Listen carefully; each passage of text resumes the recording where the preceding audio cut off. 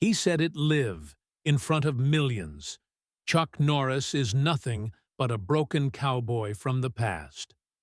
And the silence that followed was heavier than any punch. It wasn't just an insult, it was a declaration, spoken on a stage that broadcast into homes across America. The lights of the Los Angeles arena burned white-hot, buzzing faintly as if reacting to the words themselves. Every camera tally light glowed red, steady and merciless. The echo carried into the rafters, over the sea of bodies, over the cables that snaked across the floor like black veins. The Rock stood at the center of it, microphone in hand, smile spread wide, his body language tuned to perfection.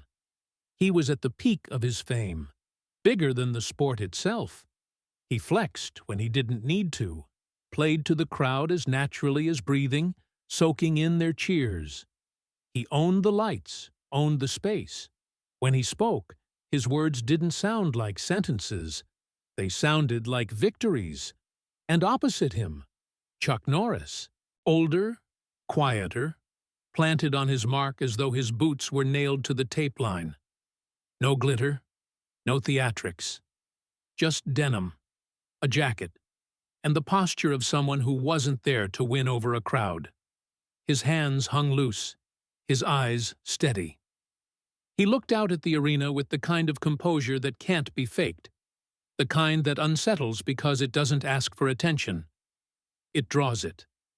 The contrast was sharp enough to make the audience restless. One man commanded noise, the other, silence. And silence inside a space built for spectacle is dangerous. The Rock spread his arms wide. You had your moment, cowboy. But that was yesterday. Today belongs to me. The arena erupted. High in the stands, young fans shouted his name. Rocky! Rocky! A chant that rolled like thunder around the dome. Down lower, older voices pushed back with their own rhythm. Chuck! Chuck! Slower, heavier, like a drumbeat from the earth itself. The chants clashed, a war fought in sound. The cameras cut to Chuck, waiting for him to speak, to defend himself, to give the production team something they could use for replay packages. But Chuck only adjusted the mic in his hand, thumb brushing the ridge near the base, and looked out into the crowd. No smirk, no insult in return. Just that stare. And somehow, that silence pulled more attention than the Rock's roar. The host, standing between them like a referee dressed in a suit, cleared his throat into his headset, trying to reel it back. Gentlemen, let's keep this civil. The Rock cut him off, leaning toward the cameras. Civil? What's civil about dragging out a relic? He's here to remind you of VHS tapes and bad mustaches. He's not a fighter anymore. He's a nostalgia act. Laughter broke from the younger half of the arena, sharp and cruel. But down near the floor, a different sound began. Boos, low and insistent, like the hum of an engine.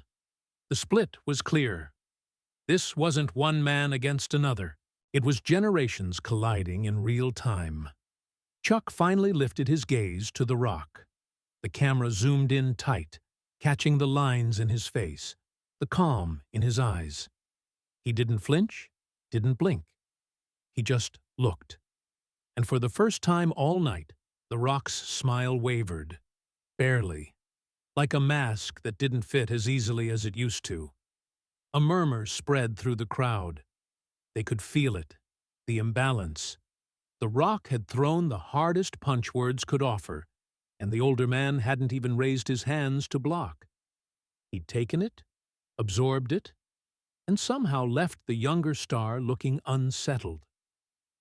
Behind the scenes, a director barked, "Stay on Norris," and every camera obeyed, pushing tighter into the stillness that was now louder than any chant. Chuck raised the mic a little, the motion deliberate. The entire arena leaned forward in unison. You could feel 20,000 people holding their breath, waiting for a comeback line. A declaration. Something that would split the room wide open. But Chuck didn't speak. He lowered the mic again, leaving the silence intact. The Rock, thrown off rhythm, tried to laugh it away. See? Nothing left. No words. No fight. Just a ghost. He paced, pumping up the crowd with broad gestures, forcing them to roar louder. But under the noise, there was a new current running through the arena. A doubt, unspoken but present. The chants collided again. Rocky! Rocky! Versus Chuck! Chuck! But this time, the second chant carried more weight than before. It wasn't just nostalgia anymore. It was defiance. The host stepped forward, visibly sweating under the stage lights. All right, let's move on. But nobody in the audience moved on. They weren't looking at The Rock anymore. They were looking at Chuck Norris, who hadn't said a word, and yet somehow had the room in his grip. And in that silence, heavy as stone, a question was already forming. What would happen when the noise met the calm in the ring? Just wondering, where are you watching from? Write it down below. By morning, the insult had already mutated into headlines. Rock humiliates Norris on live TV. Chuck finished? Clips flooded social media before the production trucks even cleared the lot. The words looped endlessly. Broken Cowboy. Broken Cowboy. Every replay slowed on Chuck's face, waiting for a grimace, a flinch, anything. But the stillness was all they got. That absence of reaction became its own kind of bait. Everyone wanted to know whether silence meant defeat or a storm waiting for the right hour. Talk shows pounced. Radio callers in Houston shouted, "He should stay home." A podcast host in Chicago countered, "You don't poke a man like that unless you want to bleed." Sports sites ranked odds like it was a title fight, not a publicity stunt. The Rock at -400. Chuck barely even on the board. For a younger generation, it was comedy. For an older one, it was insult. The debate spilled into living rooms, gyms, and break rooms across the country. By the time the press conference rolled around, the tension had already grown teeth. The arena floor had been dressed for spectacle. Long black tables with bottled water lined up like ammunition. A backdrop wall plastered with logos. Rows of folding chairs pressed tight together for media and a few select fans. Camera rigs leaned forward like vultures, lenses clicking open and shut. The crowd wasn't massive, but it was concentrated, and the noise they made carried weight. Half the room was young, wearing shirts with The Rock's name across the chest. Their chants of Rocky, Rocky, came bright and rhythmic, bouncing off the walls. The other half wore older denim jackets and boots, gray hair under baseball caps, arms crossed, and their chant was slower, heavier. Chuck! Chuck! It wasn't just noise, it was history refusing to be erased. The two men entered from opposite sides. The Rock first, smile wide, hand raised in a mock salute, showman to the bone. He high-fived a kid in the front row, winked at a camera, even paused to flex in the direction of the chants that carried his name. His energy filled every corner, designed to leave no silence untouched. Then Chuck. No wave, no grin. Just a steady walk to his seat, eyes forward, as if the crowd wasn't even there. He moved like a man used to, walking through noise without needing to answer it. The younger fans booed at the lack of acknowledgement. The older ones didn't care. His restraint wasn't weakness to them, it was discipline. The host began with pleasantries, but the words fell flat. The Rock leaned into his mic, cutting him off mid-sentence. "Look, we can all pretend this is about respect," he said, teeth flashing. "But what you're really watching is the end of a rerun. He doesn't belong here. He belongs on cable at 2 in the morning, when nobody's watching." The crowd roared, half in laughter, half in anger. "Rocky! "Rocky!" drowned the boos for a moment. Then Chuck, Chuck, fought back, thicker and slower, until the room split into two dueling rhythms. The host tried to calm it, but nobody listened. The arena itself had become a third fighter. Chuck sat still. He didn't reach for his mic. His face didn't change. To some, it looked like surrender. To others, it looked like patience sharpened into a weapon. The Rock thrived on the split. He stood from his chair, pacing across the stage like a panther in a cage. "You hear that? They don't even believe in you anymore. The only ones chanting your name are the ones who still rent DVDs." He laughed, broad and loud, playing to the youth in the back. They howled with him, banging on the metal barriers until their palms turned red. And then he did it. He walked right over to Chuck. The crowd howled at the movement. Even the older fans held their breath. He loomed over Chuck's chair, hand reaching out, landing on his shoulder in mock brotherhood. His laugh rolled, deep and taunting. "You got anything left, cowboy? Or should I thank you for showing up to pass the torch?" Every camera swung tighter. Reporters stopped typing. The chants faltered, replaced by a hush that pooled across the floor. You could feel the silence push down on the room. Chuck didn't move. He didn't brush the hand away. He didn't look up at the younger man's grin. He just turned his head, slow, until his eyes met the Rock's. No smile, no sneer. Just a look, steady as stone, long enough that the laughter in the back row cracked. Long enough that even the Rock's grin wavered, just a fraction, the mask slipping under the weight of it. The room was silent now, thick as tar. Even the hum of the lights seemed to hush. One man was loud. One man was quiet. And for the first time, the balance shifted, not by sound, but by silence. The lights dimmed until the arena glowed with nothing but cell phone screens and the thin white stripes of exit signs. Then the music hit, deep bass rolling like thunder under the floorboards. A spotlight cracked open the darkness, sweeping across the stands, finding the ring in the center. The crowd surged to its feet, half screaming, half chanting. The energy felt electric, humming through the ribs of everyone present. The Rock came first. His walk was a performance, shoulders rolling, chin up, arms pumping as though every step deserved applause.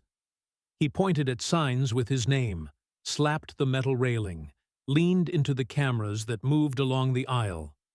Every motion screamed dominance, control, a man certain the night was already his.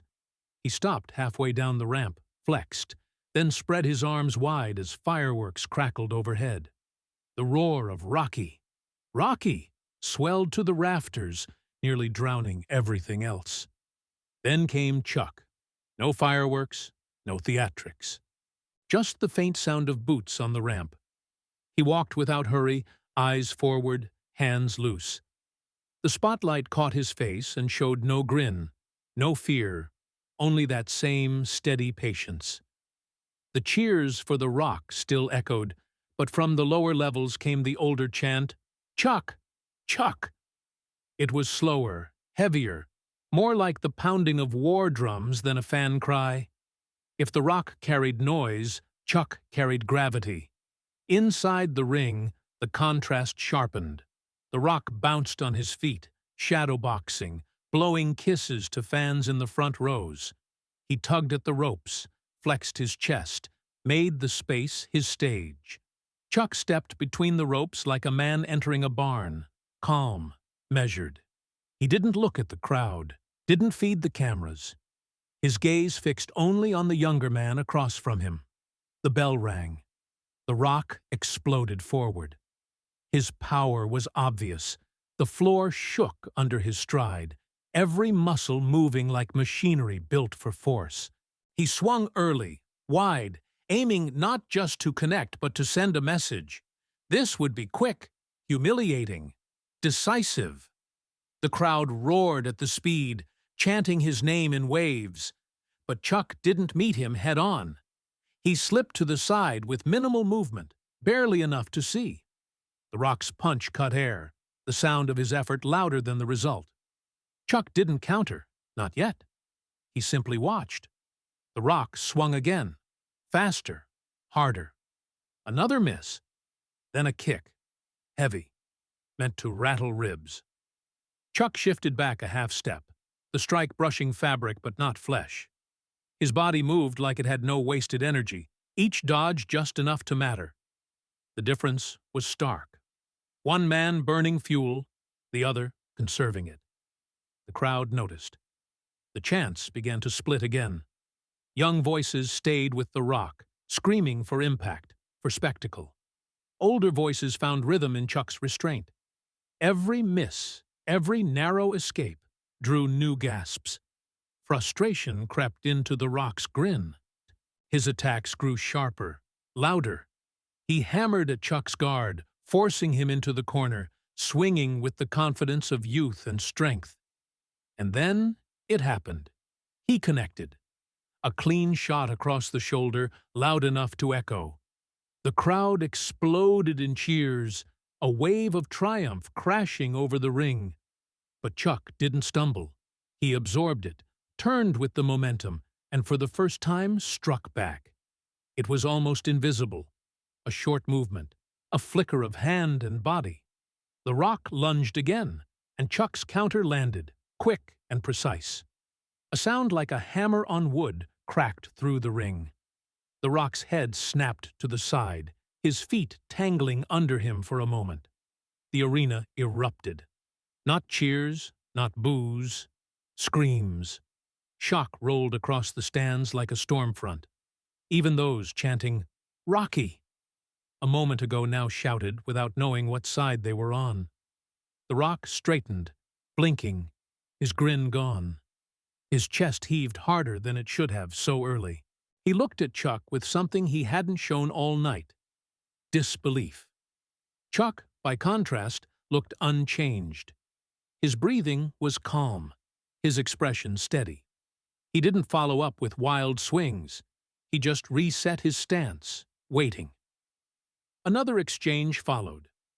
The Rock attacking in bursts, Chuck evading with minimal motion, slipping through the chaos like water around stone. Each time, the younger man spent more energy, and each time the older one gave less. By the end of the round, the difference was visible.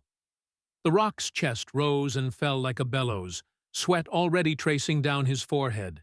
His showmanship dulled, replaced by a thin edge of worry. Chuck stood at center ring, unshaken. His boots barely shifted.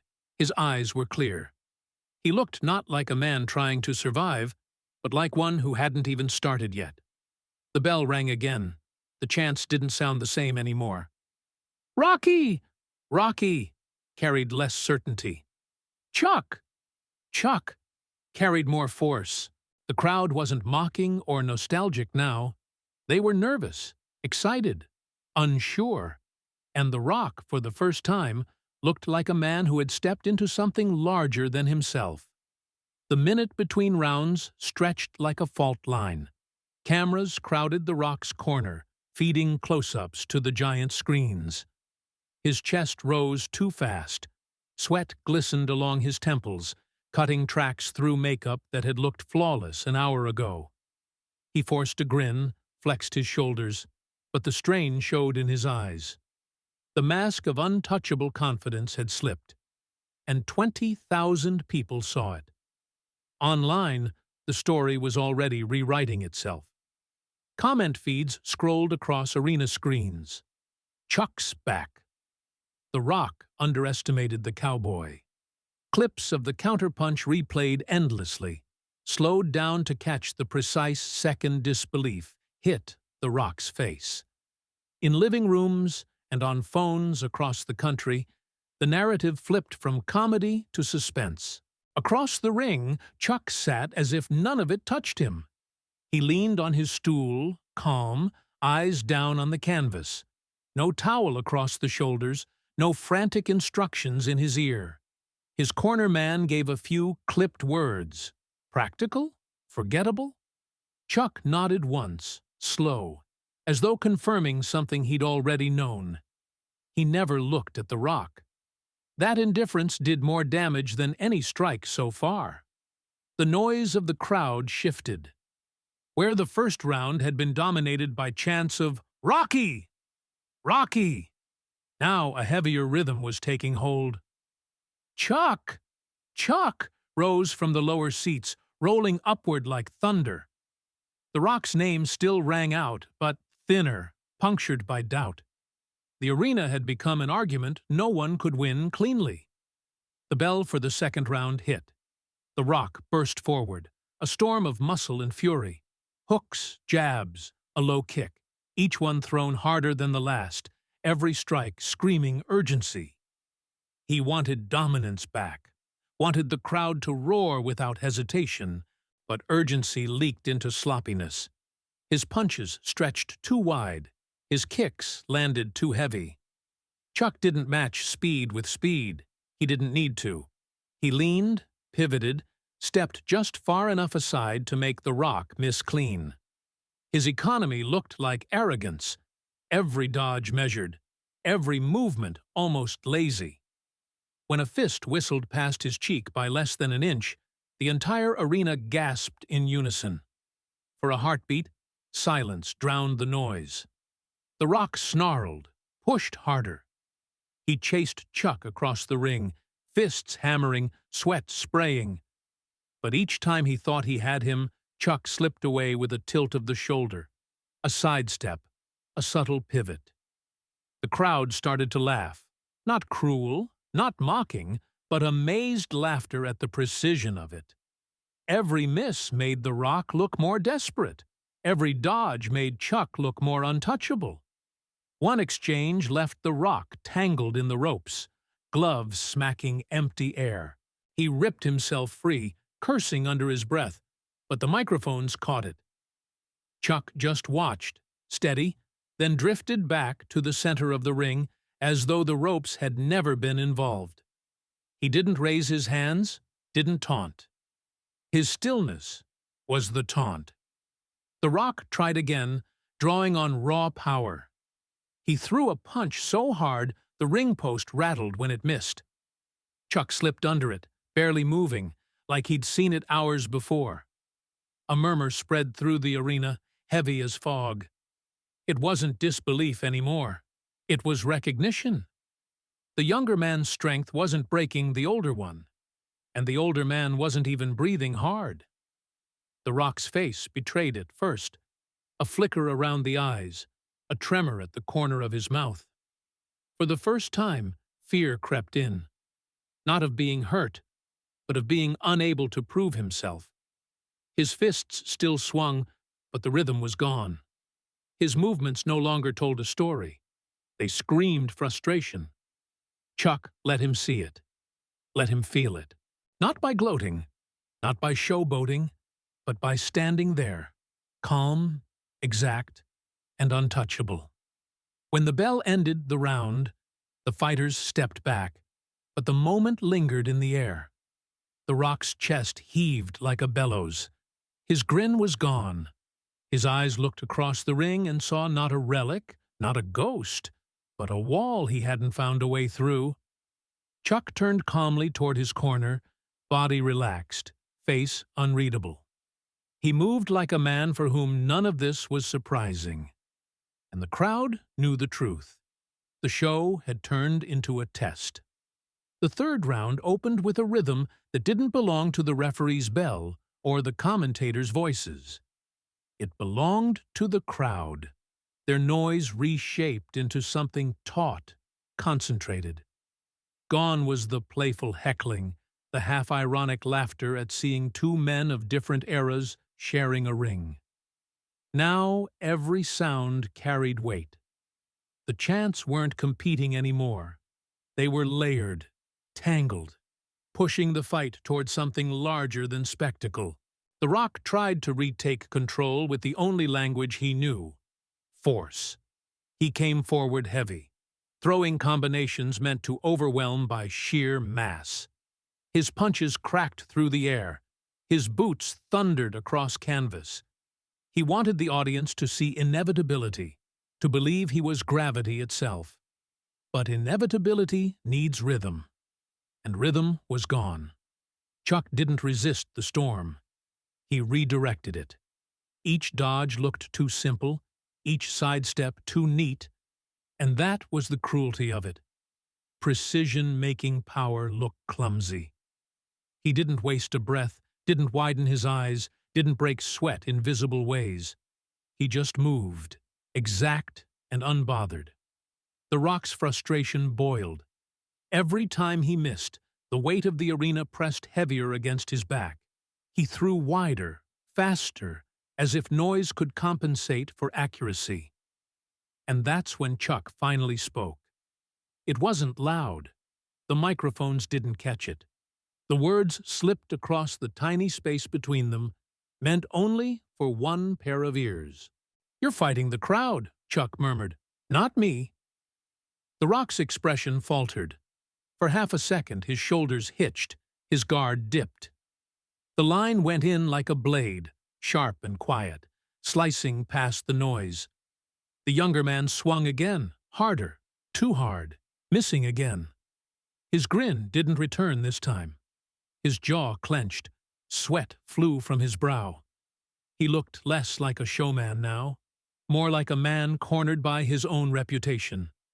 Every blow carried the same desperate demand. "Cheer for me! Believe me! Remember me as untouchable!" The crowd sensed it. Their laughter stopped. Their chants thinned.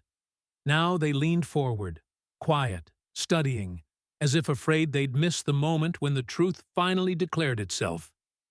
Chuck let him burn. He let the storm run until the air inside the arena was ragged, until the Rock's chest heaved with each breath. And then he found his opening. It wasn't a strike designed to break. It was a movement designed to teach. The Rock lunged, sloppy from fatigue, and Chuck caught his momentum with a turn of hip and a shift of shoulder. A simple redirect.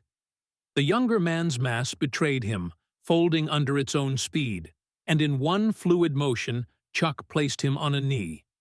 It happened fast, too fast for the crowd to process at first. 1 second, the Rock was charging. The next, he was down on the canvas, one hand braced to steady himself, breath bursting from his lungs. The sound in the arena detonated. Gasps, screams, shouts, whistles. It was chaos, disbelief, awe. For the first time, the Rock had been put on display not as a conqueror, but as a student. Chuck didn't follow. He didn't strike again. He didn't even step closer. He simply eased back, raising a hand in a gesture that could be read a dozen ways. "Stand up. Try again." The image burned into the arena's memory. One man kneeling, the other standing calm, leaving space where he could have finished it. Commentators stumbled over their words, their voices cracking, torn between calling it humiliation and calling it respect. The Rock's fans shouted in protest, their voices strained, but even they couldn't cover the truth of what they'd seen. The older chant rose louder than it had all night. "Chuck! Chuck!" Heavy, unrelenting, shaking the rafters. On the ground, the Rock's face twisted between rage and disbelief. He wanted to spring back up, to erase the image of his knee on the canvas, but his body lagged. His chest pumped, his arms trembled just enough to betray the weight of the moment. Chuck didn't watch him with triumph. He didn't smirk. He waited. His stillness was worse than mockery. It was a reminder that this wasn't about victory. It was about lesson. The Rock finally pushed to his feet. The noise around him swelled, not with confidence, but with expectation. He shook his arms, shook his head, tried to summon the swagger back, but something in his eyes had shifted. They weren't the eyes of a man entertaining anymore. They were the eyes of a man who had been asked a question he wasn't sure how to answer. The referee stepped between them briefly, but the pause did nothing to dilute the tension. The Rock kept glancing across the ring, trying to find weakness. Chuck stood steady, boots firm, eyes calm. The crowd had seen strength redefined. For decades, they'd been told strength meant size, speed, spectacle. Now they saw it as control, patience, the refusal to waste. And once seen, it couldn't be unseen. When the round ended, the bell cut through a storm of noise so loud the walls trembled.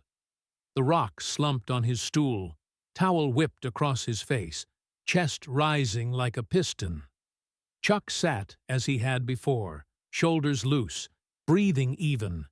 He could have been in another place entirely. The commentators tried to frame it as an even fight, tried to protect the narrative, but the truth was on the screen. The Rock had touched the canvas. Chuck hadn't, and when Chuck gestured for him to rise, it wasn't just to continue a match. It was to continue a lesson the whole world was now watching. When the fourth round began, the air inside the arena felt different. The chants hadn't stopped, but they had changed texture. No longer playful, no longer divided cleanly. It was a roar that shook through the steel beams overhead, restless and raw, as if 20,000 throats had merged into one. Everyone stood now, some shouting the Rock's name, others Chuck's, but together they formed a single vibration, a sound that felt less like cheering and more like warning. The Rock rose from his stool without a smile. Gone was the showman's grin, the exaggerated gestures, the playful nods to the cameras. His jaw was set, his eyes darker than before. Sweat dripped steadily from his brow, his chest still heaving, but his body looked reorganized, shoulders squared, fists low, legs braced. He wasn't entertaining anymore. He wasn't even performing. He was dangerous in a new way, stripped of spectacle. Chuck stood as if he'd been waiting for this version all along. Calm, posture loose, no visible fatigue. His boots pressed into the canvas, eyes level. He didn't stretch, didn't bounce, didn't fan the crowd. He just looked, ready, as though he'd walked into the moment years before and left it waiting. The referee called them back to center. The noise swelled until it blurred into static. Both men stepped forward, but it wasn't symmetrical anymore. The Rock carried heat, a flame starved for oxygen. Chuck carried silence, the heavy kind that bends sound around it. The first exchange confirmed the shift. The Rock didn't throw wide anymore. He didn't chase the highlight reel hook. He came in compact, sharp, precise. A jab that snapped rather than thundered. A low kick that landed like punctuation, not drama. Even the commentators stuttered. "That's different," one said, the word cracking mid-syllable. The crowd faltered, unsure whether to boo or cheer. This wasn't the Rock they'd bought tickets for. It was something colder, unfamiliar, and infinitely more dangerous. Chuck slipped around the strikes, but his eyes narrowed just slightly. He felt the change. This wasn't a man swinging for approval anymore. This was a man who had finally realized his reputation was on the line. Pride is heavy, but desperation is heavier, and the Rock had both strapped to his shoulders. Another exchange, jab, slip, counter-feint. Chuck leaned, rolled, absorbed.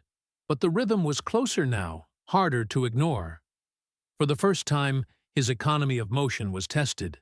The arena swayed with tension. Some fans screamed for the Rock to finish it. Others begged for Chuck to end the lesson for good. But everyone felt it, that this round had broken free of performance and stepped into something real. Halfway through, the Rock landed a clean body shot. Chuck absorbed it, but the sound echoed through the microphones like a door slammed shut. The crowd erupted, then hushed again, waiting to see if it mattered. Chuck's face didn't shift. He adjusted his stance, rolled his shoulders once, then reset. The message was clear. Not enough. The Rock's eyes flickered, not with fear this time, but with something wilder. He pressed again, throwing combinations tight, heavy, no wasted motion. He was chasing not just a win, but redemption. Chuck parried, redirected, slid away. But even his calm looked tauter now. The Rock's new stillness was dangerous, harder to read. The arena felt it too. The chants broke apart, replaced by a low, collective growl of anticipation. 30 seconds left in the round. The Rock circled slower, shoulders hunched, breath steadying. Chuck mirrored, quiet as ever. They met at center ring again, eyes locked. In that stare was the truth of it. Youth against age, fire against patience, muscle against experience. Not just a fight, but a question carved into the air. The Rock moved first. Not the way he had before, not the predictable hammer swing of earlier rounds. He cut sharp, fast, sudden. A feint inside, then a strike no one expected. His fist shot forward with terrifying precision, a line drawn straight toward Chuck's jaw. The cameras caught it in full detail. The crowd's roar broke mid-note into a scream. Time stretched. The punch flew, Chuck's eyes fixed on it, his body beginning to turn. And then, silence. The story froze there, balanced on the edge. Was it the moment Chuck's experience saved him? Or the second the Rock finally found the way through? The broadcast cut it frame by frame, slowing to a crawl. Chuck's calm gaze locked to the oncoming strike. The Rock's fist burning with everything he had left. The bell had not yet rung. The answer had not yet come. And the entire arena, every voice and every camera, was left with the same unbearable question. What weighs more, the power of youth or the wisdom of survival?